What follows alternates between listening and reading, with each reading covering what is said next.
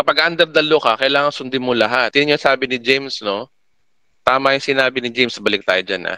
Sinabi ni James sa chapter 2, ang lumalabag sa isa, kahit tumupad sa iba pang mga utos, ay lumalabag pa rin sa buong kautusan. O, di ba? Gustong-gusto nyo ng law, kailangan sundin nyo lahat. Di ba? Sabi ni James dito, no? Sapagkat ang Diyos na nagsasabing huwag kang mangangalunya, ay siya rin nagsasabing huwag kang papatay. Kung hindi ka naman nangangalunya, ngunit pumapatay ka naman, nilalabag mo na rin ang buong kautusan. O ganun pala ang kautusan, kapatid. Di pwedeng ang kautusan ay sundin mo ng 5% lang, kailangan 100%. Oh. Sinasabi ni Santiago, harmonize sa sinasabi ni Apostol Pablo. Di ba? Sabi ni Pablo, no? Inuulit ko, ang lahat ng tao nagpatuli, kailangan sumunod sa buong kautusan. Verse 4, moving forward, sabi dito, no? Kayo nagsisikap na maging matuwid sa pamamagitan ng pagtupad sa kautusan, inihiwalay ninyo ang inyong sarili kay Kristo at tinatanggahan ninyo ang kagandahang loob ng Diyos. O, di ba, linaw? Tingnan nyo, no? Naririnig nyo sa akin to.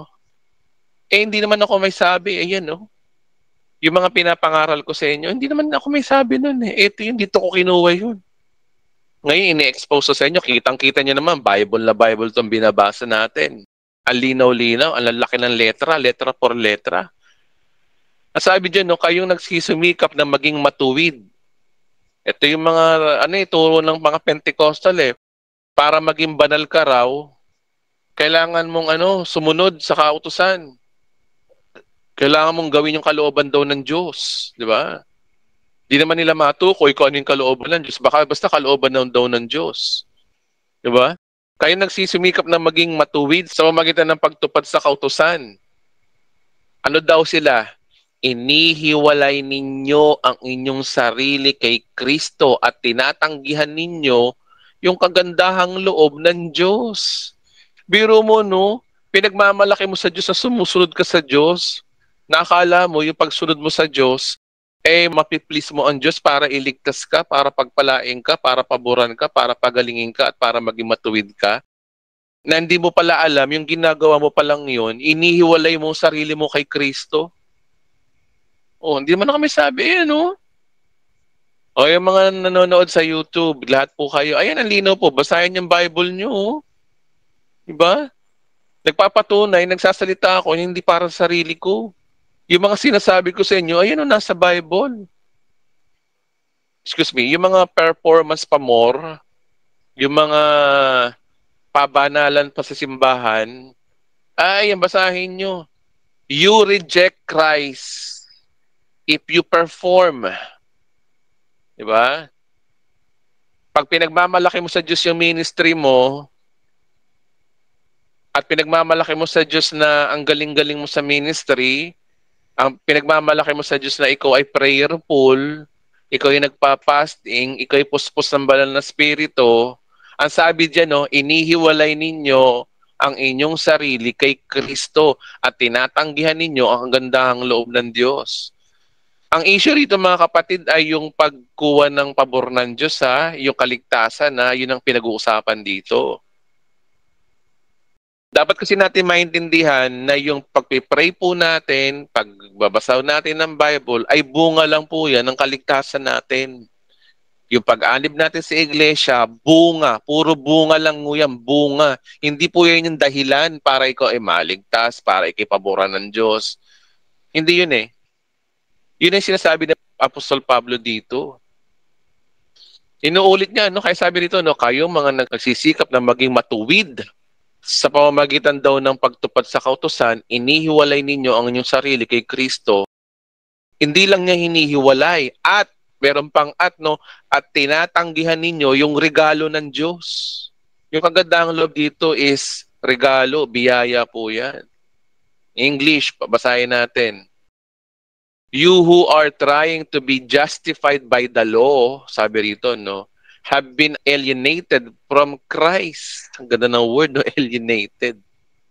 Inihiwalay ninyo. You have fallen away from grace. Di ba? Wala na, knock out na.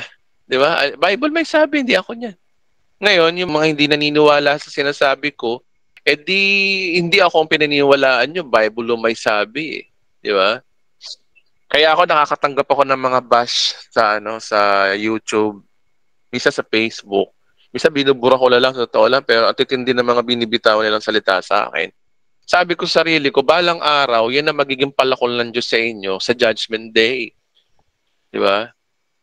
Panginoon, wala naman nagturo sa akin ng full grace eh.